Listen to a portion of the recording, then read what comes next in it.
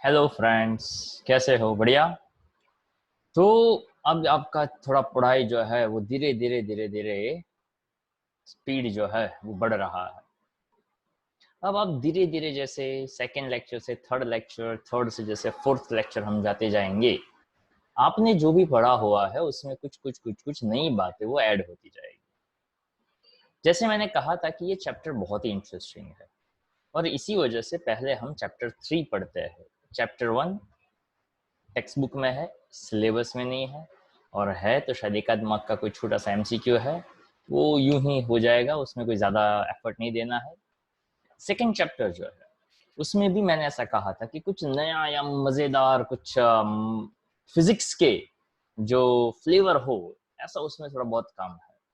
बहुत basic basic सी बात है सेकंड चैप्टर के अंदर। और चैप्टर 3 जो है वो इतना मज़ेदार है कि जिससे आपका पूरा एक बेस जो है वो फर्म, यानी बहुत ही अच्छा डेवलप है, वो आप करना चाहो तो कर सकते हैं। और चैप्टर 3 एक ऐसा चैप्टर है जिसके साथ चैप्टर 3 आने से चैप्टर 4 भी आपके हाथ में आ सकता है। चैप्टर 3 और चैप्टर 4 अगर आपको आता है तो गाड़ी तो जबरदस्त भागेगी आपकी। तो उसके लिए चैप्टर 3 में अंडरस्टैंडिंग को अच्छी तरह से डेवलप कर देना बहुत ही ज़रूरी है।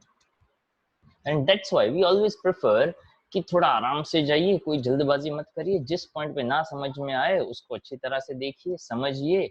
नहीं समझ में आया तो 2 बार पूछिए। पर हर लेक्चर में एक बात का ध्यान रखिए, जब भी आप लेक्चर अटेंड करो, सिंसियरिटी के साथ नोटबुक और पेन लेकर बैठने का, नोट्स को सामने रखते जाने का, ताकि आपको 100% आइडिया आए कि हम किस डायरेक्शन में जा रहा है। हम हर लेक्चर में थोड़ा सा थ्योरी, थोड़ा सा डेरिवेशन, थोड़े न्यूमेरिकल्स, हर एक चीज़ों को थोड़ा कवर करने का ट्राई करेंगे। But we just try maximum thing कि हम ज़्यादा से ज़्यादा जो है वो कंटेंट कवर करें और आराम से जाए, ताकि जितना आप आराम से धीरे धीरे समझोगे उतना आपको बहुत ही अच्छी तरह से समझ में आ सकता है। तो देखिए, सबसे पहले हम देख लेते हैं कि अभी तक हमने क्या क्या पढ़ा हुआ है।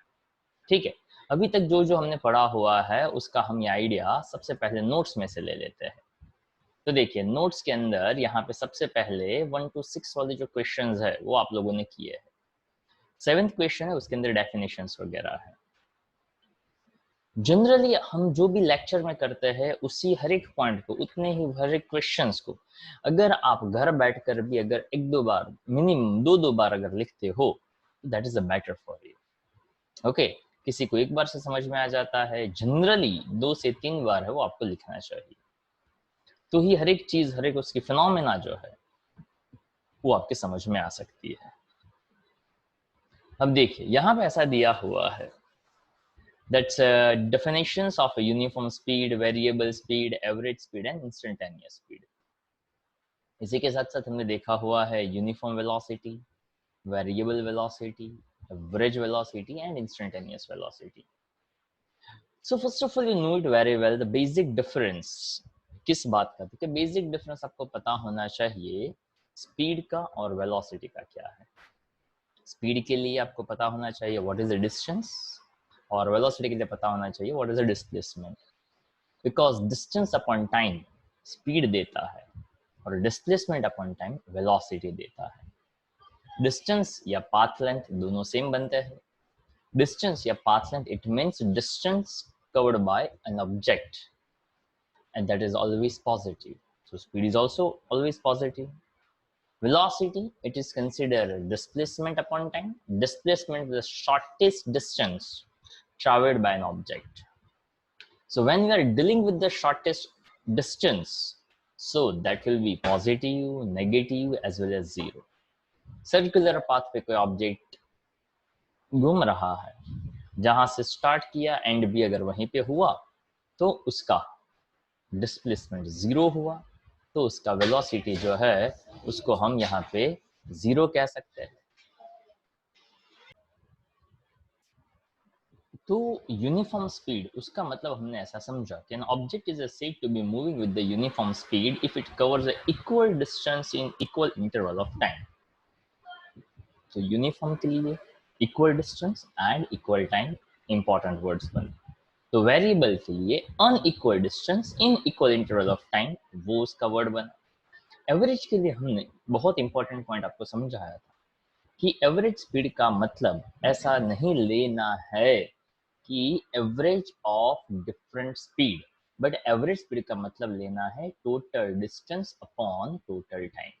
पर इस फिनोमेना को बहुत अच्छी तरह से आपको समझना है, उसको लेकर हमने इसके एक शॉर्टकट भी बनाया था जिसमें हमने ऐसा समझा था कि अगर दो इक्वल डिस्टेंसेस हो पर दोनों डिस्टेंस में स्पीड अगर v1 v2 अलग अलग हो तो उसका एवरेज कैसे निकलता है। तो उसका फॉर्मूला अलग से हमने बनाया था और उसका फॉर्मूला बनता है, इफ यू रिमेंबर इट, उसका फॉर्मूला क्या बनता है, yes, 2 v1 v2 upon v1 plus v2, if you remember it.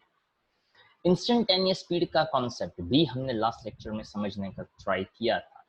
Instantaneous को आज हम थोड़ा और अच्छी तरह से समझेंगे, पिछले 2 लेक्चर से हम उसको समझने का ट्राई कर रहे हैं, पर उसमें आपको यही आइडिया लगाना है, instantaneous, if you split the word, okay, instant, okay, instant at particular moment, एक स्पेसिफिक टाइम पे उसका वेलोसिटी, उसका स्पीड क्या है वो जानना हो तो क्या कर सकते हैं।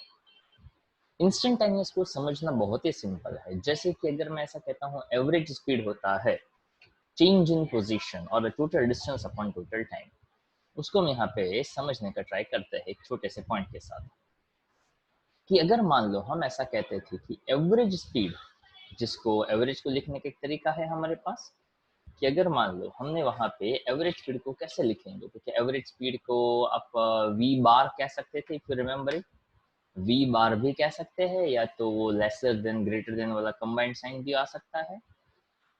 तो आप वी बार ऐसा भी लिख सकते थे, या तो सॉरी, दोनों चीजें तो कंबाइन नहीं करेंगे, या तो वो या तो ये वाला, ठीक है।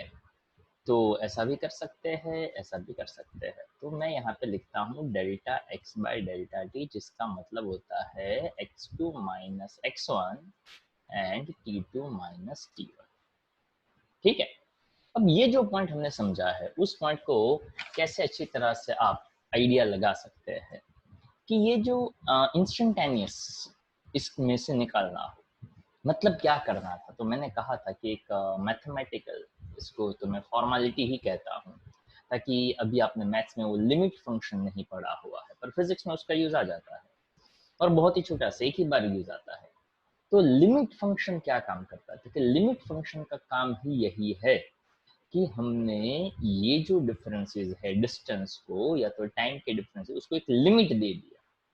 और कैसा लिमिट दे दिया, क्योंकि ये जो वाला पॉइंट है हमारा delta x by delta T, अगर मैंने उसके आगे एल आई एम यानी लिमिट को ऐसे लिखा जाता है, डेल्टा टी टेंड्स टू 0 ऐसा मैंने कर दिया, और इसके बाद अगर मैंने ऐसा लिखा है तो इसका मतलब निकाला जाता है D x by d T, यानी जो डिफरेंस पोजीशन का बड़ा था, जो यहाँ पे टाइम का डिफरेंस बड़ा था, जैसे ही आपने लिमिट फंक्शन लगाया वो डिफरेंस बहुत ही छोटा हो गया। तो D x by d T का मतलब है again change in position, D T का मतलब है चेंज इन टाइम। पर अब यहाँ पे समझना है कि अब ये जो चेंज इन पोजिशन है वो और चेंज इन टाइम है वो दोनों के दोनों डेटा हमने बहुत माइन्यूट यानी बहुत छोटे डिस्टेंस वाले दिए, उसको हम ऐसा समझते थे। मैंने उस टाइम पे भी समझाया था, फिर से हल्का सा आइडिया दे देता हूँ कि delta x by delta T मतलब दो बड़े स्पान आप समझ लीजिए। जैसे कि आपका अभी जैसे आपका स्टार्ट हुआ फॉर एग्जांपल 11th स्टैंडर्ड, तो 11th स्टैंडर्ड जैसे हम कहते हैं तो 11th स्टैंडर्ड यानी it's a big difference, it's about a year. तो टाइम आपके पास 1 साल का है, तो सब्जेक्ट्स भी ज़्यादा है, सब्जेक्ट ज़्यादा है तो हर सब्जेक्ट में चैप्टर्स भी ज़्यादा है, और एक चैप्टर जो है कोई भी एक चैप्टर ले लो तो उसमें टॉपिक भी ज़्यादा है। अब मैंने ऐसा कहा कि 1 साल की बजाय आधा साल ले लिया, तो ऑफ कोर्स जैसे ही टाइम मैंने आधा कर दिया तो डेफिनेटली वहाँ पे सिलेबस जो है वो भी थोड़ा कम हो जाएगा, ताकि सिलेबस आधा हो जाएगा। और थोड़ा टाइम कम किया तो हम कहेंगे उतने टाइम में उतना सिलेबस भी तो खत्म करेंगे। ऐसे करते करते करते करते करते 12 महीना मतलब 1 साल की बजाय 6 महीना काउंट करो, 6 महीने की बजाय 3 महीना, 3 की बजाय 1.5 महीना, 1.5 की बजाय 1 महीना, आधा मतलब 15 डेज, 5 डेज, 1 डे, 1 लेक्चर। तो हर लेक्चर में थोड़ा थोड़ा थोड़ा थोड़ा पढ़ रहा है, और वो जो थोड़ा थोड़ा थोड़ा पढ़ रहा है, आफ्टर ए ईयर वो पूरा एक सब्जेक्ट हो जाता है। तो हम पूरे लेक्चर में जो पढ़ते हैं, तो इस मोमेंट पे जो हम पढ़ रहे हैं वो भी तो एक टॉपिक काउंट होता है। तो इस मोमेंट पे जो हमने काम किया, इस मोमेंट पे जो हमारा डिस्टेंस ट्रेवल्ड हुआ विथ रिस्पेक्ट टू टाइम, उसको हम यहाँ पे इंस्टेंटेनियस कहते हैं। वो मतलब हुआ इंस्टेंटेनियस स्पीड और इंस्टेंटेनियस वेलोसिटी। रही बात इसको कैसे बोला जा सकता है, कैसे लिखा जा सकता है, इसका मैथमेटिकल टर्म कैसे यूज होता है, वो अलग चीज है। अब इसको यहाँ पे ऐसे समझाया जाता है कि d x by d t मैंने लिखा और ये velocity v is equals to d x by d t. यही d x by d t है, पर यहाँ पे इस डी डी का मतलब हमें समझना है कि चेंज या तो डिफरेंशिएशन, इट्स न्यू टर्म, तो या तो derivative of position with respect to time, ऐसा भी मैंने लास्ट लेक्चर में कहा। तो यहाँ पे ये जो D x by d T लिखा है, उसको यहाँ पे ऐसा कहा जा सकता है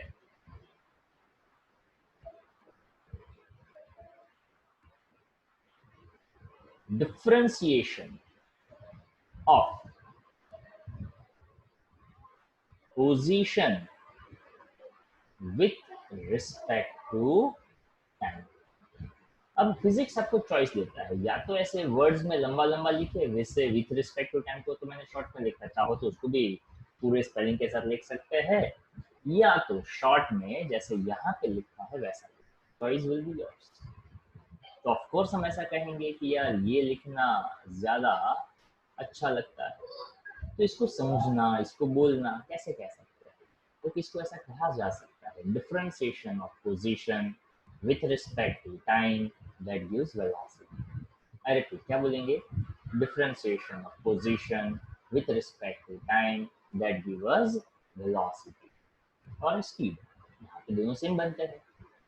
तो यहाँ पे differentiation of position with respect to time जब हम कहते हैं, तो वहाँ पे x position, and at that moment position is a function of time, position is function of time। ऐसा जैसे मैंने बोला ना, तो आपको मैथ्स वाला याद आना चाहिए, f of x यानी फंक्शन ऑफ x। अब इस बात को मैं हर एक छोटे छोटे पॉइंट को समझा रहा हूँ, ध्यान से सुनते जाओ। if I consider position is a function of time, तो इसको कैसे लिखा जा सकता है, उसको ऐसे लिखा जा सकता है x of t। x is a position, t is a time, x is a function of time, यानी position is function of time। Position time का फंक्शन है, उसका मतलब क्या करेंगे, क्योंकि तो आज टाइम ऐसा है कि आप कोई एक जगह पे हो, आज टाइम ऐसा है कि मैं कोई एक और जगह पे हूँ। As time changes our position also changes. Okay, it is also simple like that कि आज से 10 साल पहले फॉर एग्जाम्पल, हाँ, आज से 10 साल पहले जैसे ही दरवाजा खुला, आपके पापा आए और आप भाग के गए और एकदम जंप किया और पापा ने आपको उठा लिया। आज ऐसा करो तो ना आपको अच्छा लगेगा ना उसको अच्छा लगेगा। Why? Because position is a function of time. Time आगे बढ़ता गया तो पोजीशन भी चेंज होता गया। Position changes as time changes. ऐसा मैथ्स में बहुत बार पढ़ चुके हैं। तो देखो x ऑफ t की बजाय अगर मैं यहाँ मतलब उसका वैल्यू लिख देता हूँ t² - 1। अब मैं यहाँ पे t का अलग अलग वैल्यू ले लूँ कि भाई ऐसा मैं कहता हूँ 0 सेकेंड पे क्या आंसर आएगा, तो फिर -1 मीटर आएगा एज पर दिस इक्वेशन। अगर मैं ऐसा कहता हूँ कि पोजीशन एट 1 सेकेंड, तो यहाँ पे आएगा 1² - 1 एंड आंसर इज 0। अगर मैं ऐसा कहता हूँ पोजीशन एट 2 सेकेंड, तो जहाँ t लिखा है मैंने 2 लिखा, तो t² यानी 2² 4 - 1 that is 3 metre. Position at 3 seconds, 3² 9 - 1 that is 8 meter। तो ये वैल्यू ऐसे लिखी जाती है, इसको कहते हैं position is function of time. ठीक है, उस बात को थोड़ा सा अच्छी तरह से दिमाग में रखने एंड वेर एवर रिक्वायर्ड उसको हल्का हल्का रिवाइज करते रहो, आपको ज़्यादा फायदा होगा। एंड ऑलवेज आई इंसिस्ट कि अगर थर्ड लेक्चर अटेंड करना बाकी हो तो फोर्थ लेक्चर काम का नहीं रहेगा। तो 1 2 3 को अच्छी तरह से रिवाइज करो तो ही फोर्थ लेक्चर है वो काम में आ सकता है। ठीक है, उसके साथ साथ अब यहाँ पे फिर से बता देता हूँ जो हमारा काम चल रहा है। हमने यहाँ पे भी बताया द टर्म वेलोसिटी, स्केलर और वेक्टर हमें पता है। वेलोसिटी जो है वो वेक्टर है which required magnitude as well as direction. Unit and dimensions, तो इस डायमेंशंस के बारे में मैंने आपको लास्ट टाइम भी समझाया था कि डायमेंशंस यानी ये लिखा जाता है ऐसे MLT के फॉर्म में, और वहाँ पे मैंने आपको मतलब समझाया था, फिर भी अभी थोड़ा रिवाइज करवा रहा हूँ इसको मैं बता देता हूँ कि जब डायमेंशंस वर्ड आता है तो उसका मतलब होता है आप जो भी क्वांटिटी लेते हैं उसमें मास, लेंथ और टाइम, यानी मास का क्या कंट्रीब्यूशन है, उसमें लेंथ का कोई इम्पोर्टेंस है या नहीं है, और टाइम क्या कहता है। मास का कंट्रीब्यूशन होगा तो यूनिट में किलोग्राम आएगा, लेंथ का कंट्रीब्यूशन होगा तो यूनिट में मीटर आएगा, और टाइम का कंट्रीब्यूशन होगा तो यूनिट में सेकंड्स आएगा। अब जैसे मैंने यहाँ पे कहा कि unit of velocity metre per second है, तो मीटर पर सेकंड के हिसाब से यहाँ पे मास मैटर नहीं करता है। अगर मैं ऐसा कहता हूँ कि होंडा सिटी कार है उसका स्पीड 100 किलोमीटर पर आवर है, या तो चलो 70 किलोमीटर पर आवर ले देते हैं, उसी के बाजू में से एक ट्रक पास हुआ और उसका भी स्पीड 70 किलोमीटर पर आवर है, मान लिया, पर दोनों का मास डेफिनेटली अलग अलग है, पर दोनों का वेलोसिटी, दोनों का स्पीड कैसा है, सेम। वेलोसिटी और स्पीड आप सेम कह सकते हो when object moving on the same direction. ऐसा भी हमने पढ़ा कि ऐसा तब होगा जब ऑब्जेक्ट जो है वो सेम डिस्टेंस ट्रैवल करेगा, और सेम डिस्टेंस यानी दोनों पॉजिटिव होना, तो डिस्टेंस तो पॉजिटिव होता ही है। वेलोसिटी के लिए डिस्प्लेसमेंट भी पॉजिटिव तभी होगा जब कोई ऑब्जेक्ट स्ट्रेट पाथ पे ट्रैवल करेगा।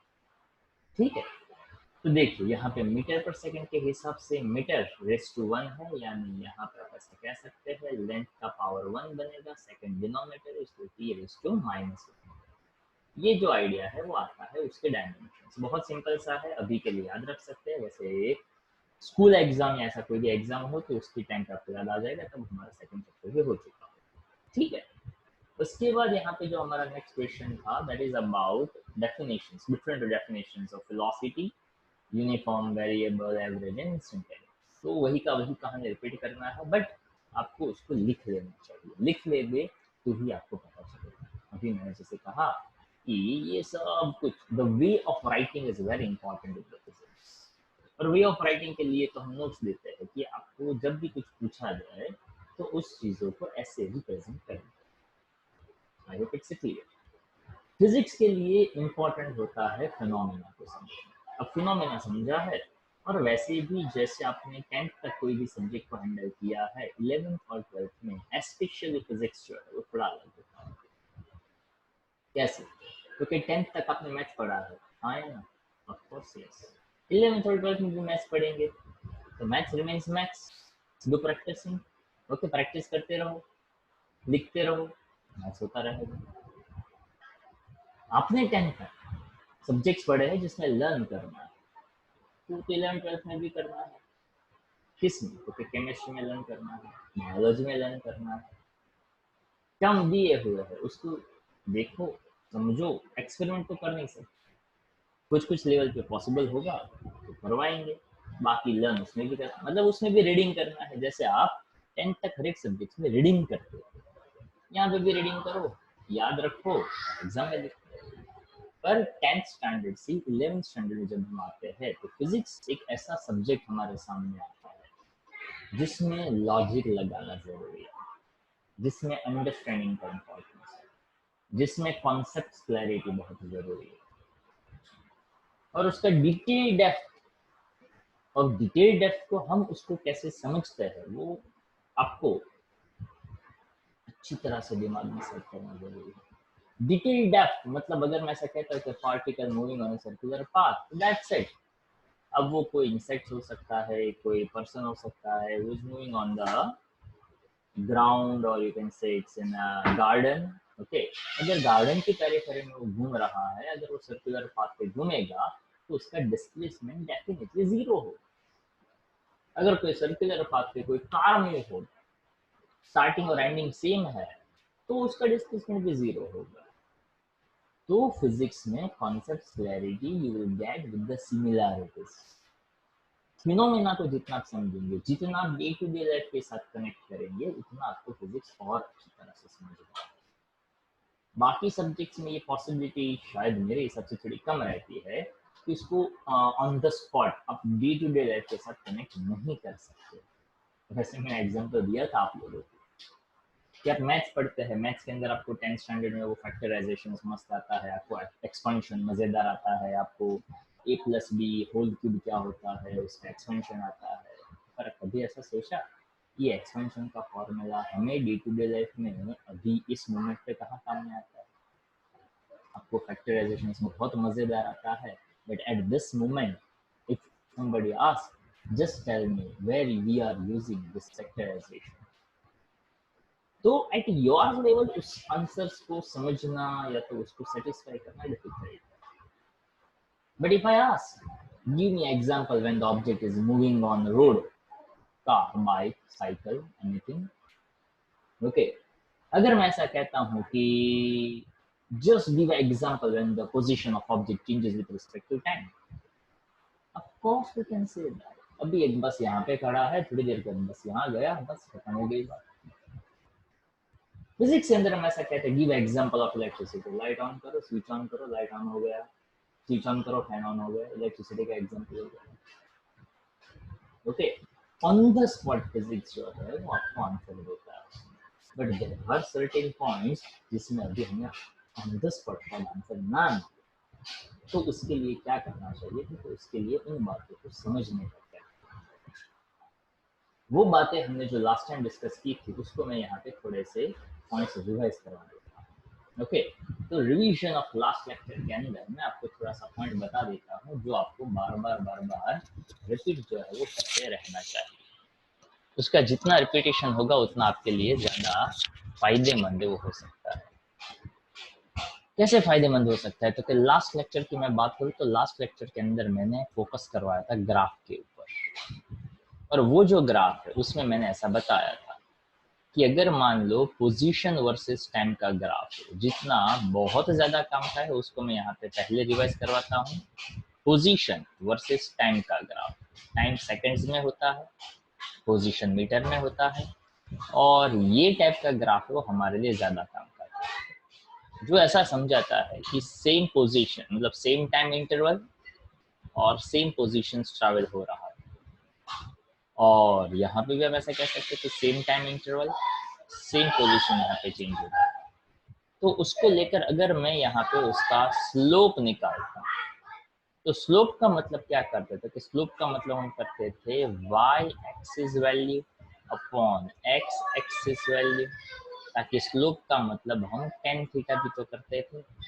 स्लोप यानी कितना वो टिल्टेड है, तो देखिए ये वाली जो लाइन है, अगर मान लो मैं उसको धीरे धीरे धीरे धीरे नीचे समझता तो यहाँ पे ये जो थीटा बनता है वो थीटा कैसा हो जाता है? छोटा हो जाता है। तो with respect to x axis कितना ऊपर गया, कितना टिल्ट हुआ, वही उसका स्लोप बना, तो tan थीटा बन जाता। y एक्सिस अपन x एक्सिस आ जाता। y एक्सिस पे कौन सा क्वांटिटी है? y एक्सिस पे है position which is in metre, x axis पे क्या है? Time which is in second. तो यूनिट के टर्म में देखो तो क्या बना? Unit metre per second. तो किसका ग्राफ है? तो कि ग्राफ पोजीशन वर्सेस टाइम का है, ओके। उसका क्या निकाला? तो कि उसका हमने स्लोप निकाला। स्लोप ने हमें किस बात का इंफॉर्मेशन दिया? तो कि स्लोप ने हमें वेलोसिटी का इंफॉर्मेशन दिया, ऐसा समझा जाता है। लास्ट लेक्चर को अगर अच्छी तरह से समझा है तो ये बात आपको एकदम सिंपल तरीके से समझ में आ सकता है। मीटर पर सेकेंड और यहाँ पे टाइम अगेन इन सेकेंड। फिर से सेम पाथ फॉलो करो, फिर से यहाँ पे थीटा बनाओ, फिर से यहाँ पे y axis upon x axis ले लो। तो यहाँ पे फिर से आप कह सकते हो स्लोप का वैल्यू क्या बनता है, again y axis upon x axis, again tan theta. पर अब y एक्सिस में देखो तो y एक्सिस में है वेलोसिटी जिसका यूनिट है मीटर पर सेकेंड, और x एक्सिस पे है टाइम जिसका यूनिट है सेकेंड। तो देखो कंबाइंड यूनिट क्या बना, क्योंकि कंबाइंड यूनिट बनता है यहाँ पे मीटर पर सेकेंड स्क्वायर, और मीटर पर सेकेंड स्क्वायर किसका यूनिट है, एक्सेलरेशन का है। तो जैसे यहाँ पे ये लाइन मैंने बताई वैसी लाइन यहाँ पे बनेगी, वेलोसिटी वर्सेस टाइम के ग्राफ में से स्लोप निकालो। तो स्लोप आपको क्या देता है, तो कि स्लोप हमें एक्सेलरेशन देता है। ठीक है, जैसे स्लोप काम का है वैसे यहाँ पे दूसरा एक क्वांटिटी आता है जिसको हम कहते हैं एरिया अंडर द ग्राफ। जैसे स्लोप है ना वैसे वो होता है एरिया अंडर द ग्राफ। तो देखिए यही स्लोप के अंदर इस पोर्शन को मैं यहाँ पे कंसिडर कर लूँ जिसको मैं कहता हूँ एरिया अंडर द ग्राफ। तो ये जो लाइन है उसके नीचे वाला पोर्शन, उसके नीचे वाला पोर्शन कवर करने के लिए मैं यहाँ पे ट्राइंगल शेप समझूंगा। ट्राइंगल शेप समझता हूँ तो मैं यहाँ पे ऐसा कह सकता हूँ एरिया ऑफ ट्राइंगल, और एरिया ऑफ ट्राइंगल के लिए आप यहाँ पे ओ ए बी या ए बी सी कोई भी नाम दे सकते हो। ओके, तो area of triangle O A B मैंने ले लिया तो बन जाता है हाफ बेस।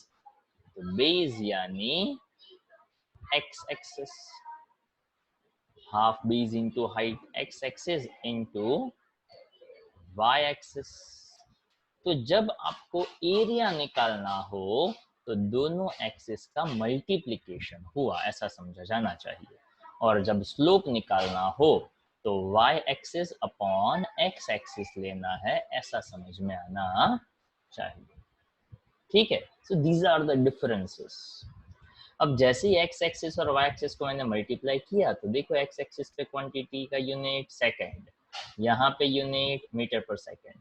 तो इसके हिसाब से अगर मैं हाफ जो है वो तो नंबर है पर मैं यूनिट्स की बात करूँ तो metre per second into second, second second cancel, तो बचा सिर्फ क्या यूनिट, मीटर। तो फिर से यहाँ पे ऐसा कहा जा सकता है कि वेलोसिटी वर्सेस टाइम का ही ग्राफ था, पर स्लोप नहीं, पर उसका क्या निकाला, एरिया निकाला।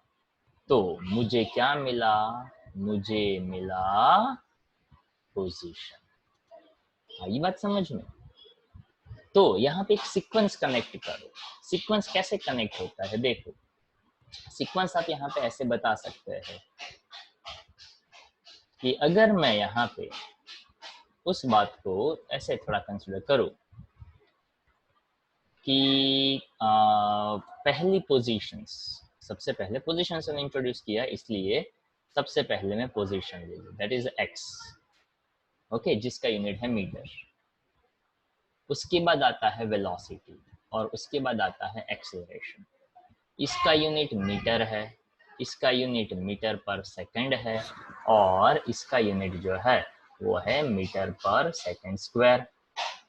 ठीक है, तो देखो यहाँ पे ऐसा समझा गया कि पोजीशन वर्सेस टाइम के ग्राफ का स्लोप निकालो तो वेलोसिटी मिला, वेलोसिटी वर्सेस टाइम के ग्राफ का स्लोप निकालो तो एक्सेलरेशन मिला, पर एक्सेलरेशन की बात तो कुछ है नहीं, तो इसलिए यहाँ पे ऐसा समझा जाता कि पोजीशंस का स्लोप वेलोसिटी, वेलोसिटी का स्लोप एक्सेलरेशन। ठीक है, और यहाँ पे स्लोप एक एक क्वांटिटी आगे देता है, आगे देते हैं मतलब पोजीशन से वेलोसिटी और वेलोसिटी से एक्सेलरेशन। पर यहाँ पे आपने देखा एरिया जो है वो किसका निकाला, तो कि वेलोसिटी वर्सेस टाइम का एरिया पोजीशन देता है, यानी वेलोसिटी से एक स्टेप में पीछे गया। तो यहाँ पे ऐसा समझा जाता है कि अगर मैंने यहाँ पे स्लोप निकाला पोजीशन का तो वेलोसिटी देता है, इसका फिर से स्लोप निकाला तो ये एक्सेलरेशन देता है, पर एक्सेलरेशन के ग्राफ का अगर मैंने एरिया निकाला होता तो मुझे वेलोसिटी देता, और वेलोसिटी के ग्राफ का भी मैं एरिया निकालता जो मैंने यहाँ पे बताया हुआ है, वो मुझे क्या देता, पोजीशन देता। अब इस बातों को अच्छी तरह से दिमाग में सेट कर देने का, जब भी कोई ग्राफ वाला क्वेश्चन हो तो वहां पे ग्राफ को देखकर आपको आइडिया लगाना है कि एक स्टेप आगे बढ़ना है, मतलब पोजीशन से वेलोसिटी जाना है या वेलोसिटी से एक्सेलरेशन, या एक स्टेप पीछे जाना है यानी एक्सेलरेशन से वेलोसिटी या वेलोसिटी से पोजीशन। तो उसके हिसाब से आपको डिसाइड करना पड़ेगा कि हम एरिया निकालें या हम उसका स्लोप निकालें। वेलोसिटी वर्सेस टाइम का जो ग्राफ है वही एक ऐसा ग्राफ है जिसमें स्लोप, ताकि देखो मिडिल क्वांटिटी है, स्लोप निकालो तो एक्सेलरेशन मिलेगा, एरिया निकालो तो पोजीशन मिलेगा, पर पोजीशन वर्सेस टाइम के ग्राफ का सिर्फ और सिर्फ स्लोप काम का है, और एक्सेलरेशन वर्सेस टाइम के ग्राफ का सिर्फ एरिया काम का है। तो पोजीशंस का ग्राफ होगा तो स्लोप ही निकालना है, एक्सेलरेशन का ग्राफ हो तो एरिया ही निकालना है, पर वेलोसिटी वर्सेस टाइम का ग्राफ हो तो स्लोप भी आ सकता है और एरिया भी आ सकता है। I hope it's clear in mind. चलो, अगर इतना क्लियर है तो हम थोड़ा सा और आगे बढ़ते हैं। देखो यहाँ पे एक छोटा सा क्वेश्चन ऐसा आता है 10th नंबर का क्वेश्चन। ओके, ये 10 नंबर का क्वेश्चन मैं जैसे ही डिस्कस करूँ उससे पहले नोट्स में बता दूं कि हमने कौन कौन से पॉइंट्स ऑलरेडी कर दिए। तो देखो, ये हमारा 9 नंबर का क्वेश्चन था, ये यूनिफॉर्म वेलोसिटी, एवरेज, वेरिएबल, वो सब था। उसी के बाद आता है आपका 10th क्वेश्चन। ओके, वही 10th क्वेश्चन को मैंने यहाँ पे लिखा हुआ है। तो देखिए 10th क्वेश्चन ऐसा कहता है, obtain the formula for the position of an object moving with uniform velocity v at time t in terms of its position at t equal to 0 and in terms of its position at the other time।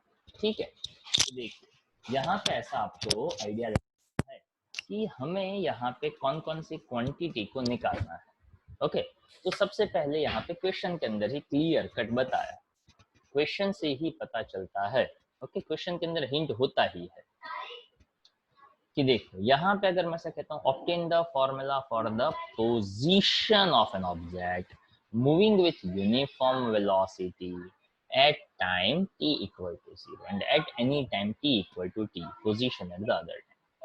तो देखो यहाँ पे बहुत बहुत बहुत simple तरीके से आप उसको समझ सकते हैं। कैसे? पहले बहुत सिंपल से आइडिया दे देता हूँ, उसके बाद नोट से कंपेयर करवाता हूँ कि अगर मान लो मैं ऐसा कहता हूँ कि at t is equal to 0 second, मतलब जब हम जस्ट स्टार्ट कर रहे हैं, तो उस टाइम पे मैं ऐसा कह दूं पोजीशन जो है वो x0 है, मतलब इनिशियल पोजीशन, x1 भी कह सकते हैं, x0 भी कह सकते हैं। जब t equal to t second, मतलब मैं कुछ टाइम तक ट्रैवल किया, तो वो वहां से x0 से शायद x1 तक पहुंचा, तो change in a time, that's a final minus initial. Change in position, again final minus initial. वैसे आप उसको x, x0, x1, x2 जो भी नाम देना चाहो दे सकते हो, उससे कोई फर्क नहीं पड़ता है। तो यहाँ पे ऐसा समझा जाता है कि अगर मान लो मैं पोजीशंस का डिफरेंस ले लो, x1 माइनस x0 ले लो, तो टाइम का भी डिफरेंस ले लो, t माइनस 0। तो इसके हिसाब से change in position with respect to time, that gives a velocity.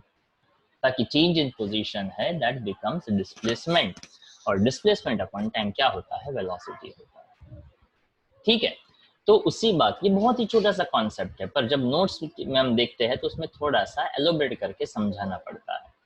Okay, हर एक चीजों को बताना पड़ता है, किसको क्या लिया, कैसे लिया।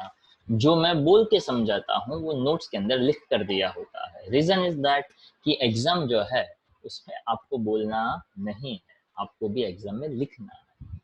आई होप इट्स क्लियर। देखिए, consider an object moving with uniform velocity v along the positive direction of x। मतलब यहाँ से कोई ऑब्जेक्ट है वो पॉजिटिव x डायरेक्शन में गया। जैसे ये x इक्वल टू 0 लिखा है, यहाँ पे x पे पहुंचे यानी t equal to t time बना, ऐसा हमने कंसिडर किया। तो suppose it occupies the position x0, x, x dash at t equal to 0, t and t dash respectively, ऐसा हम क्या देते हैं। ओके, यहाँ पे t और यहाँ पे t डैश ऐसा समझना है। तो वेलोसिटी मतलब होता है डिस्प्लेसमेंट अपॉन टाइम। तो change in position x minus x not, मैंने x1 भी कहा था तो x1 माइनस एक्स नॉट भी कह सकते हो। तो ये आपका वेलोसिटी का फॉर्मूला है, वो बन गया v equal to x minus x not by t. तो इसी इक्वेशन से देखो उसने क्या किया, क्योंकि तो वही इक्वेशन में यहाँ पे v के साथ इस t को मल्टीप्लाई कर दिया, तो vt बन गया जो यहाँ पे दिया हुआ है। ओके, आइडिया बहुत ही सिंपल सा लेना है। हाँ देखो, ये जो पॉइंट था उसमें इस वेलोसिटी के साथ t मल्टीप्लाई कर दिया तो वो बन गया x माइनस एक्स नॉट, यानी ये डिस्प्लेसमेंट का वैल्यू हो गया। एज पर द डेफिनेशन पता चल सकता है, velocity equals to displacement upon time, तो displacement equals to velocity into time. अब यहाँ से फाइनल पोजीशन चाहिए तो x नॉट है उसको इक्वल टू की दूसरी साइड भेज दो तो प्लस हो गया। तो यहाँ पे आपका पोजीशन जो है वो x equal to x not v t, ऐसा आपको फॉर्मूला बन गया। अब उसके बाद यहाँ पे ये इतना इनफ है। वैसे x माइनस एक्स नॉट है, उसी को मैं पोजीशन भी कह सकता हूँ। तो s is equal to u t वाला फॉर्मूला याद होगा, वो आज भी हम डिराइव करेंगे। तो उसी के हिसाब से velocity is equals to x s by t, ऐसा भी फॉर्मूला आप बना सकते हो, जो देख सकते हैं यहाँ पे दिया हुआ है s is equals to v t, यानी displacement is equals to velocity into time. Clear?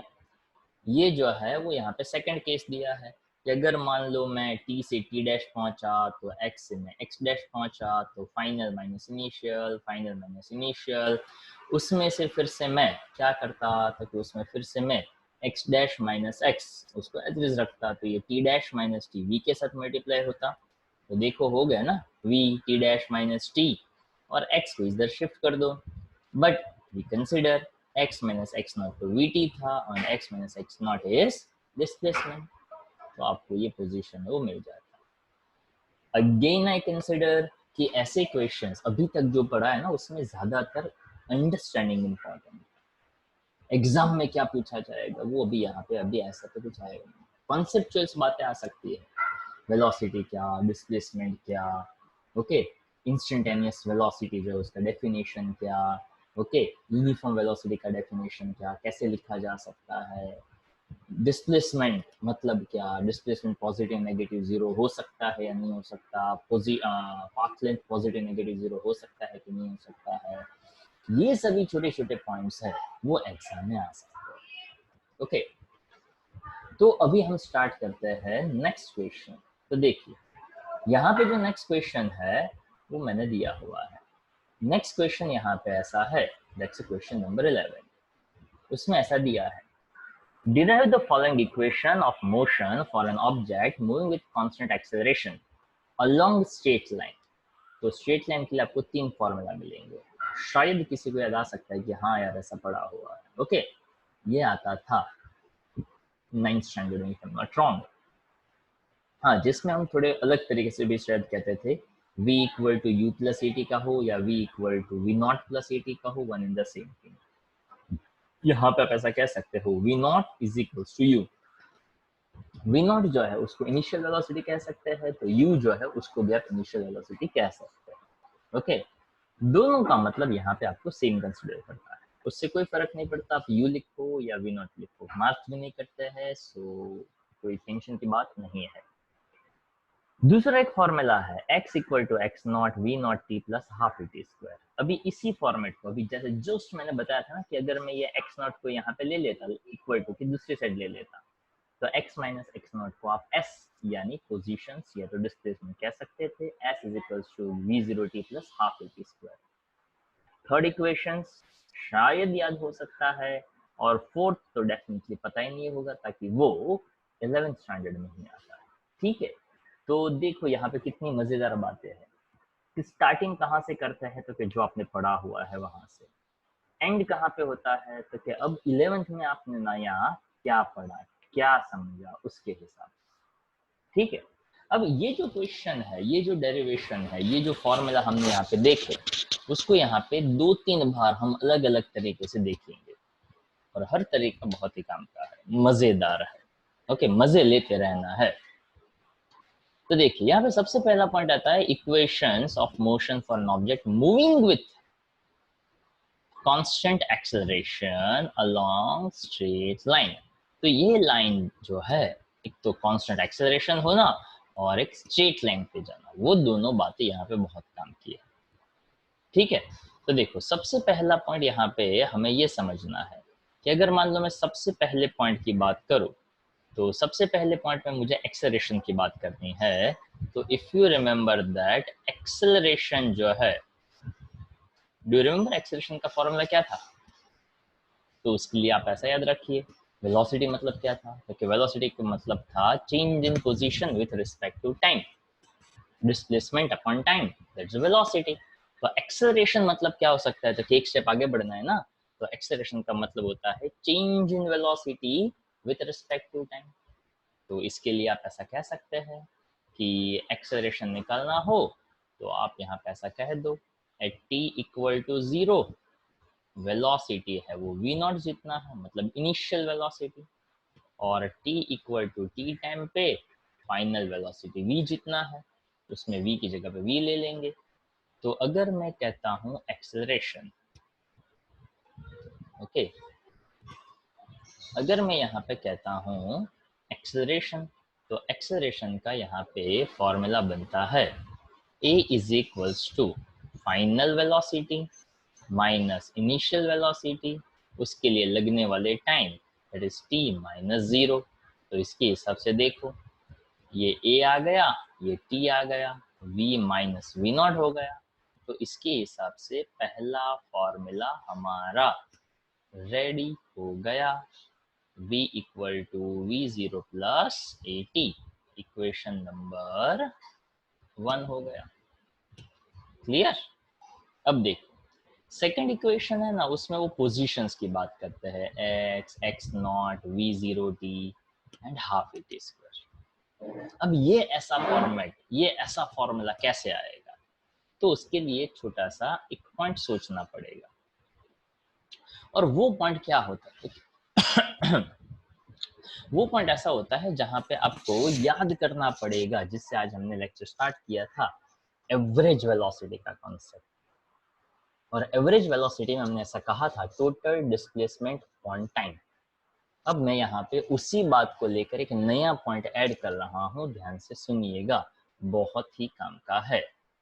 कि जब आप कहते हो कि एनी ऑब्जेक्ट, जब भी कोई ऑब्जेक्ट कांस्टेंट एक्सेलरेशन के साथ जाता हो, तो कांस्टेंट एक्सेलरेशन मतलब एक्सेलरेशन में कोई चेंज नहीं है, यानी वहां पे ऐसा कहना चाहिए कि first velocity plus second velocity divide by 2 करेंगे तो मुझे वहां पे एवरेज वेलोसिटी मिल सकता है।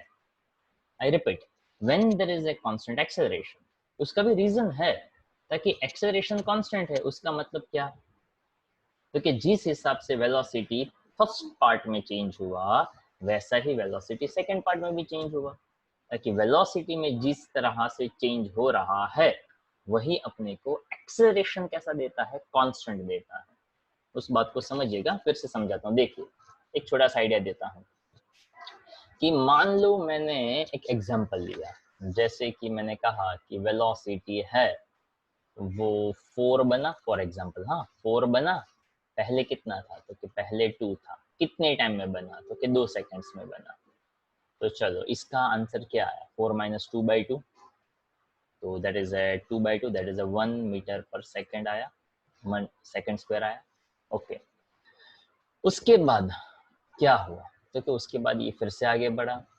अगर मान लो मैं यहाँ पे यही वैल्यू को थोड़े अलग तरीके से समझाता कि यहाँ पे 2 से 4 बना, अब मान लो मैंने कहा 4 से वो 6 बना। ओके, तो यहाँ पे 6 पहले कितना था? 4, ये भी कितने टाइम में हुआ? तो मान लो 2 सेकंड में हुआ। तो 6 माइनस 4 कितना हुआ? 2/2। फिर से आंसर क्या आया? 1 मीटर पर सेकंड स्क्वायर, ऐसा कह सकते हैं। तो यहाँ पे ये जो क्वांटिटी बनी, ये क्वांटिटी कैसे रही? कांस्टेंट रही। पर देखो वेलोसिटी तो चेंज होता गया ना, बट वहां पे हमने ऐसा कहा final velocity minus initial velocity divide by 2। अब इसके लिए अगर मुझे एवरेज वेलोसिटी निकालनी हो तो मुझे क्या करना चाहिए, दो वेलोसिटी को ऐड करके डिवाइड बाय 2 कर देना चाहिए, जो यहाँ पे आपके लिए नया पॉइंट बन सकता है। तो देखिए पहला पॉइंट क्लियर, यहाँ पे तो उसने वेलोसिटी पहले निकाल दिया, ओके, और मैंने आपको ये रहा हमारा 11 नंबर का जो क्वेश्चन चल रहा था वो। तो देखो सबसे पहले सभी पॉइंट्स बता देने के, इनिशियल पोजीशंस क्या है t इक्वल टू 0 पे, फाइनल पोजीशंस क्या है, इनिशियल वेलोसिटी क्या है, फाइनल वेलोसिटी क्या है, ओके। यहाँ पे t नहीं समझेंगे but we can say v, velocity of the object at time instant t। तो देखो सबसे पहले एक्सेलरेशन का पॉइंट बताया v minus v not by t, तो यहाँ पे आपका पहला फॉर्मूला रेडी हो गया, ठीक है, v equal to v not plus a t, यहाँ तक मैंने बताया। अब जैसे मैं यहाँ पे कह रहा था सेकंड पॉइंट के लिए, that is the average velocity, यानी मतलब था डिस्प्लेसमेंट अपॉन टाइम। तो डिस्प्लेसमेंट यानी change in position with respect to time. तो देखो x minus x not is equals to average velocity into t, ये पॉइंट तो अपने को पता है। मैं इस पॉइंट के बारे में आपसे कब से डिस्कशन कर रहा था कि v average initial velocity plus final velocity divide by 2, ऐसा तब कह सकते हैं जब ऑब्जेक्ट कांस्टेंट एक्सेलरेशन के साथ मूव करता हो। क्लियर? वो कांस्टेंट एक्सेलरेशन के साथ मूव करेगा तो ही अपने को पूरा आइडिया है वो आ सकता है, ठीक है। तो चलो फिर से मैं यहाँ पे हमारा जो काम चल रहा है वहीं से मैं आगे आपको ले चलता हूँ। चलो okay, this is just for the reference कि यहाँ पे मैंने ऐसा दिखाया था कि इसका एक्सेलरेशन कांस्टेंट रहता है। चलो अब यहाँ पे हमें जो समझना है वो आज का सेकंड पॉइंट है। वो सेकंड पॉइंट ऐसा कहता है, जो मुझे इसके बारे में देखना है, s is equal to u t plus half a t square के लिए। तो देखिए उसके लिए आपको ऐसा कहना है कि चेंज इन पोजीशन जो बन रहा है, ओके, तो हमारे पास इनिशियल पोजीशंस, फाइनल पोजीशंस, सभी पॉइंट्स हैं हमारे पास, ठीक है। तो सबसे पहले मैंने v कह दिया, v is equals to displacement यानी x minus x not t minus zero, that is x minus x not by t, ऐसा हो गया। पर इसको मैं एवरेज वेलोसिटी कहता हूँ। तो मैं x माइनस एक्स नॉट को सब्जेक्ट बना दूँ तो मैं यहाँ पे ऐसा कह सकता हूँ average velocity into time t। But average velocity के लिए क्या लिखेंगे, क्योंकि एवरेज वेलोसिटी के लिए लिखना पड़ेगा final velocity plus initial velocity divide by 2, okay. कब लिख सकते हैं, only when an object moving with constant acceleration, तभी आप ऐसा लिख सकते हैं। तो एवरेज वेलोसिटी आ गया और इनटू यहाँ पे मैं टाइम ले लेता हूँ। तो देखिए यहाँ पे v माइनस वी नॉट, और अरे सॉरी,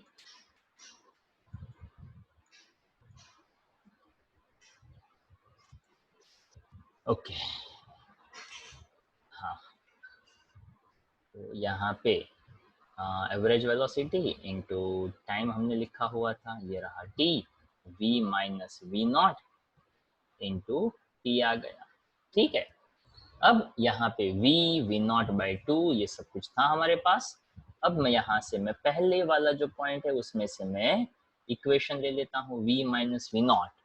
तो देखो यहाँ पे v का मैं वैल्यू जो है v equal to v not plus a t, वो मैं यहाँ पे डाल देता हूँ, okay.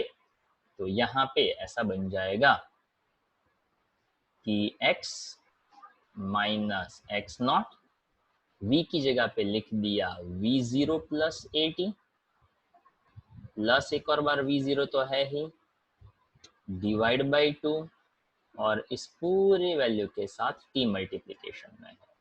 I hope it's clear. तो देखो इसके हिसाब से इसका इक्वल वैल्यू क्या बना, v जीरो कितने बार, 2 बार, यानी 2v0 डिवाइड बाय क्या करेंगे 2, और इनटू क्या करेंगे t। तो क्या ऐसा लिखना चाहिए 2v0 by 2 into T, individual के लिए। दूसरा वैल्यू है ए टी, और उसके साथ एक और टी जाएगा, यानी वो हो जाएगा ए टी स्क्वायर बाई 2। मैंने इंडिविजुअल डिनोमिनेटर दे दिया। तो देखो यहाँ से 2 2 कैंसिल हो गया, तो बचा क्या, v0t। और 80 स्क्वायर बाई 2 है, उसको as per the given value मैं लिख सकता हूँ हाफ। हाफ ही तो मल्टीप्लाई हुआ ना, तो ये पॉइंट मेरा बन गया x minus x not v0t plus half a t square. और x माइनस एक्स नॉट है, उसको आप चाहो तो s भी कह सकते हो, v0t plus half a t square. और आपने देखा हुआ है, वैसा ही कहना हो तो आप इसको ut plus half a t square भी कह सकते हो, one in the same thing. ठीक है, इनिशियल वेलोसिटी को v नॉट कहो या इनिशियल वेलोसिटी को u कहो, दोनों का मतलब सेम निकलता है। क्लियर? चलो अब वहां से आता है तीसरा फॉर्मूला। तीसरा फॉर्मूला भी मैं यहाँ से पहले कंपेयर करवा दूं, बाद में हम वो भी डिराइव करके बताएंगे। जो जो मैं यहाँ पे पॉइंट डिराइव करूँ, you have to note down in your notebooks. Okay, तो आप मेरे साथ साथ उसको नोट डाउन भी करते जाइएगा, that's much better for you. अब देखिए तीसरा पॉइंट है velocity at a certain position that we know. अब यहाँ पे ये जो सर्टेन पोजीशंस आती है, उस सर्टेन पोजीशंस को आपको ऐसे लिखना है, that is v minus v not के लिए। तो v minus v not is equals to 80 बन गया। तो उसका मतलब क्या, मैं ऐसा ले सकता हूँ कि अब एवरेज वेलोसिटी इनटू टाइम को भी मैं डिस्प्लेसमेंट कह सकता था। तो अब यहाँ पे एक बहुत ही सिंपलेस्ट पॉइंट सोचना है, और सिंपलेस्ट पॉइंट ये सोचना है कि हमें जो तीसरा इक्वेशन डिराइव करना है ना, देखो यहाँ पे इस इक्वेशन में t है, बरोबर, दूसरे इक्वेशन में भी t है, तीसरे इक्वेशन में t नहीं है। तो मुझे ऐसा कुछ करना है जिससे t एलिमिनेट हो जाए। आई hope you understand my point. उस t को मुझे एलिमिनेट करना है। तो उसके लिए यहाँ पे एक छोटा सा आइडिया लगाया। क्या है वो आइडिया? देखो वेलोसिटी एट सर्टेन पोजीशंस, तो आपका फर्स्ट इक्वेशन रेडी था, v equal to v0 plus 80। इधर शिफ्ट कर दिया तो v minus v0 equals to 80 बन गया। यहाँ पे t दिख रहा है, एवरेज वेलोसिटी के फॉर्मूला में into t is equals to displacement होता था। तो मुझे ऐसा करना है, टाइम निकालना है और पोजीशंस को लेकर आना है। तो देखिए एवरेज वेलोसिटी का भी फॉर्मूला निकाला। अब ये जो फोर्थ और फिफ्थ इक्वेशन है उसको मल्टीप्लाई कर दो, तो यहाँ से टी टी जो है वो कैंसिल हो जाएगा। ओके, कैसे आता है देखिए, मैं भी यहाँ पे आपको उसको अच्छी तरह से समझा देता हूँ।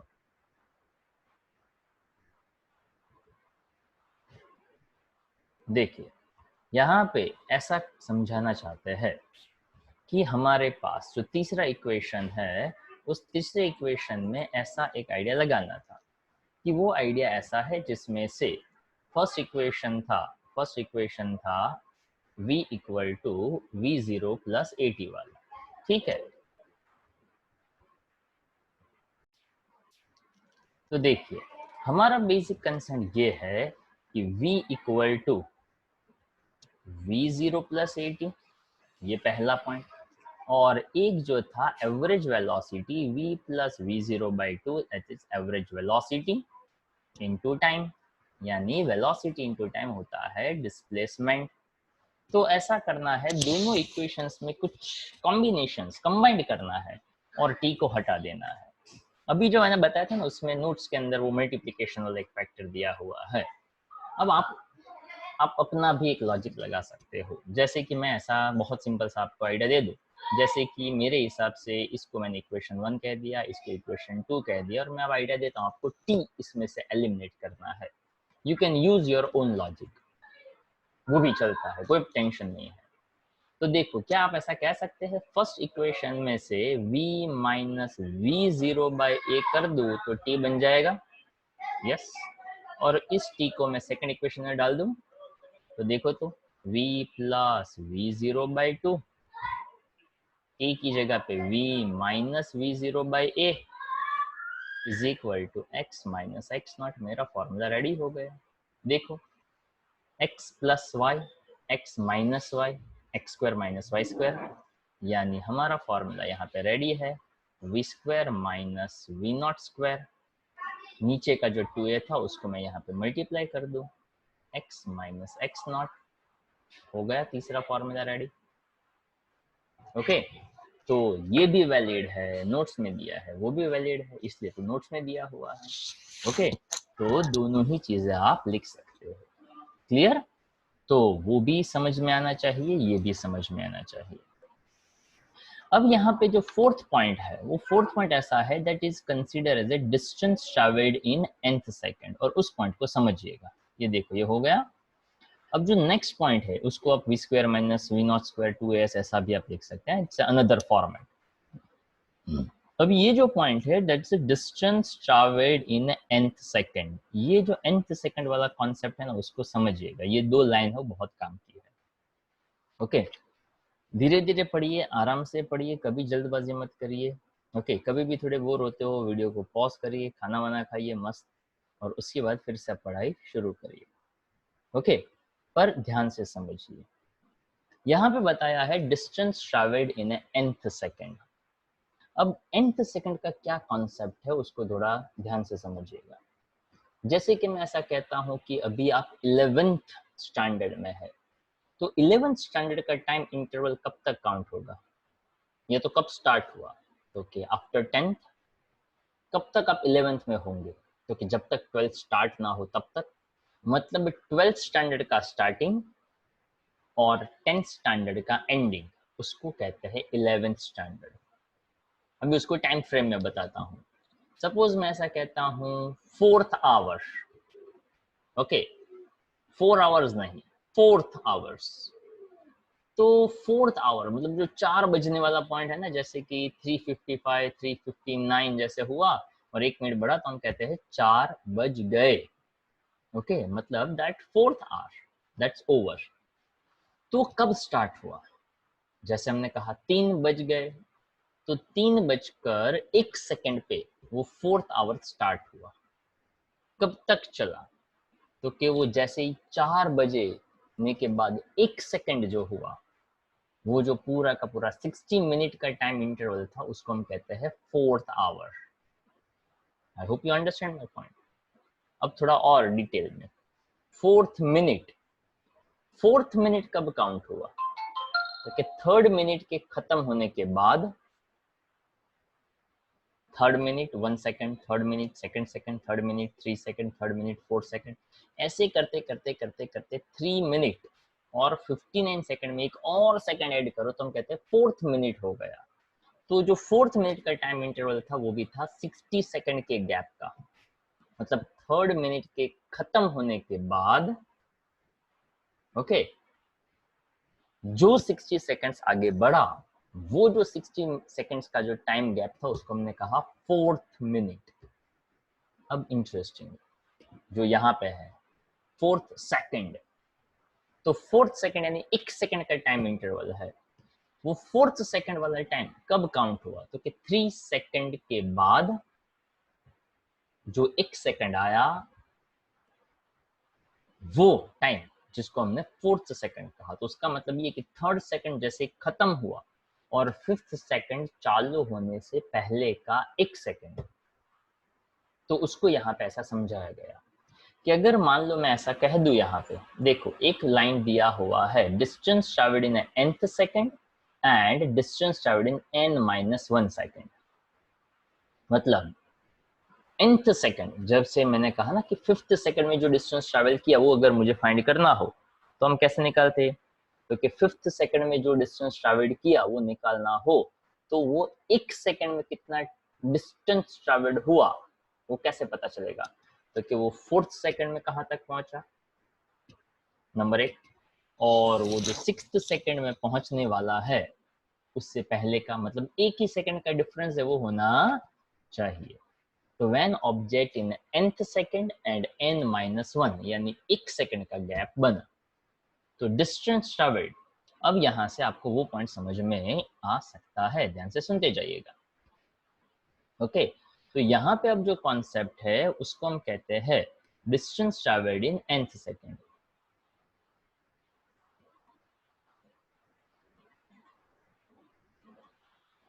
तो देखिए, ओके, अगर मैं ऐसा कहता हूं यहाँ पे,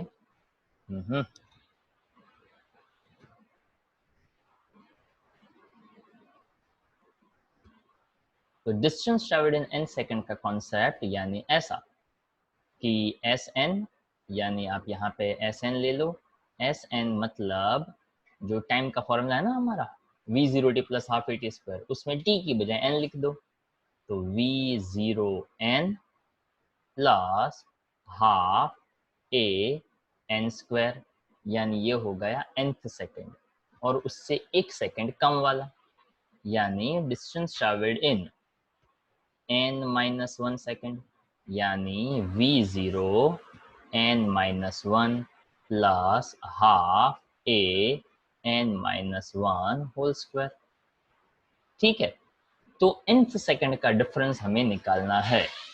तो n माइनस वन, तो यहां से n सेकेंड और n माइनस वन सेकेंड में इन दोनों का जो डिफरेंस मिलेगा, उस डिफरेंस को हम कहेंगे distance travelled in nth second. उसके लिए देखो यहाँ पे एक हमने फिगर भी थोड़ा मजेदार दिया है, शायद आपको उससे भी आइडिया आ सकता है।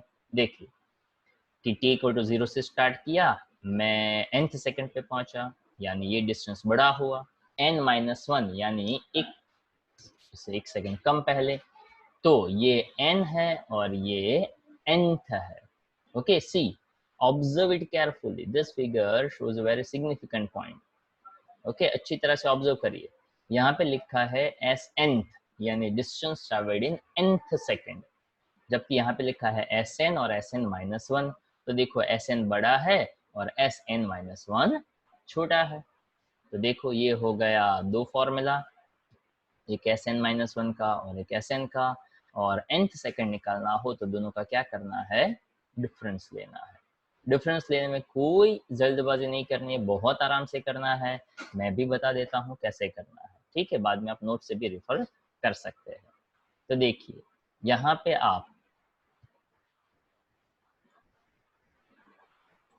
यहाँ से आप ऐसा कह सकते हैं कि distance travelled in n second minus S N minus one, यानी फर्स्ट पोर्शन जो है V zero N plus half A N square as it is, उसमें से मुझे सब्ट्रैक्शन लेना है, और ब्रैकेट को मैं ओपन कर देता हूँ, V zero N minus we zero plus half A as it is, इसका मैं एक्सपेंशन कर देता हूँ, N square minus two N plus one. ठीक है, ये यहाँ पे आ गया। अब a बाई टू वाला जो है ना, इस ब्रैकेट को ओपन करेंगे और ये मेन ब्रैकेट को भी ओपन करेंगे, तो ध्यान से देखते जाइएगा, we zero N half A N square, अब ये बन गया माइनस वी जीरो एन, ये बन गया minus minus plus v zero. अब इसका माइनस और इसका प्लस बना जाएगा माइनस, तो a बाई टू पहले मल्टीप्लाई हुआ एन स्क्वायर के साथ। अब देखो ये भी माइनस, ये भी माइनस, माइनस माइनस हो गया प्लस, तो a बाई टू मल्टीप्लाई हुआ टू एन के साथ। अब ये प्लस और ये माइनस, तो ये हो गया माइनस, और सिर्फ a बाई टू मल्टीप्लाई हुआ वन के साथ। आई होप इट्स क्लियर। अब देखो क्या क्या वैल्यू है वो कैंसिल हो सकता है। See that first term cancel हो गया वी जीरो एन किसके साथ, थर्ड टर्म के साथ। यहाँ पे हाफ ए एन स्क्वायर लिखा है, यहाँ पे भी हाफ ए एन स्क्वायर दिखता होगा, तो ये टर्म भी कैंसिल हो गया इस टर्म के साथ, ये टर्म कैंसिल हो गया इस टर्म के साथ। तो सबसे पहला ये टर्म बचा वी जीरो वाला, बरोबर। चलो यहाँ से देखो टू टू कैंसिल हो गए, तो बचा क्या, ए एन, तो वो plus sign A N minus A by two, इतना बचा। अब मैं चाहूँ तो इसको ऐसे लिख सकता हूँ, V zero plus A common N minus one by two.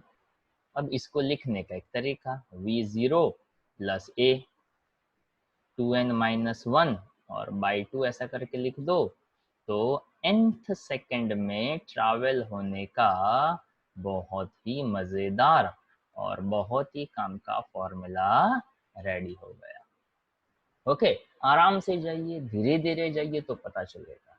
ये लेक्चर अटेंड करने के साथ साथ आपको पैरेलल लिखते जाना चाहिए। लिखोगे और प्रैक्टिस में अगर 2 बार लिखोगे, 3 बार लिखोगे, तब जाकर ये फॉर्मूला दिमाग में सेट होगा। नहीं समझ में आए उसको फिर से रिवाइज करिए, फिर से रिवाइंड करिए, फिर से सुनिए, फिर से समझिए, फिर से एग्जाम्पल को सुनिए, तो ये समझ में आ जाएगा। nth सेकंड, तो nth सेकंड और n सेकंड दोनों का डिफरेंस, जैसे कि 4 आवर्स एंड 4th आवर, वो डिफरेंस आपको पता चलेगा तो आपको 4th मिनट और 4 मिनट का डिफरेंस पता चलेगा। 4th मिनट का मतलब होता है स्पेसिफिक दैट मोमेंट। ओके, एक ही मिनट का डिफरेंस है, बट व्हेन आई से 4 मिनट तो उसमें 4 मिनट आते हैं। जैसे मैं ऐसा कहता हूँ 4th आवर, यानी वो 4th वाला आवर की बात कर रहा है, बट 4 आवर्स यानी वहां पे 4 घंटे की बात कर रहा है। ठीक है, तो आज के लेक्चर में हमने काफी बड़े क्वेश्चंस देखे हुए हैं। आराम से देखिए, धीरे धीरे देखिए और काम करते रहिए। ठीक है, और होमवर्क में आपको क्या क्या सबमिट करना है वो मैं बता देता हूँ। होमवर्क में आपको सबमिट करना है क्वेश्चन नंबर जो आज हमने किए थे, उसमें रिविजन्स भी ऐड करना है। ओके, क्वेश्चन नंबर 9 लिखेंगे, 10 लिखेंगे और 11 लिखेंगे। ये तीनों क्वेश्चंस आप जो है वो 2-2 बार लिखकर हमें सबमिट करेंगे। ठीक है, उसके बाद यहाँ पे देखोगे तो क्वेश्चन नंबर 12 जो है वो भी वैसा ही है, पर उसके लिए हमें थोड़े बहुत और अभी हार्डवर्क करने बाकी है, ताकि एक अलग टेक्निक है, उस टेक्निक के लिए हमें थोड़ा और भी पढ़ना है। ठीक है, अभी का लेक्चर यहाँ तक रखते हैं, पढ़ते रहिएगा, कुछ ना समझ में आए तो पूछते रहिएगा। ठीक है, चलो बाय बाय।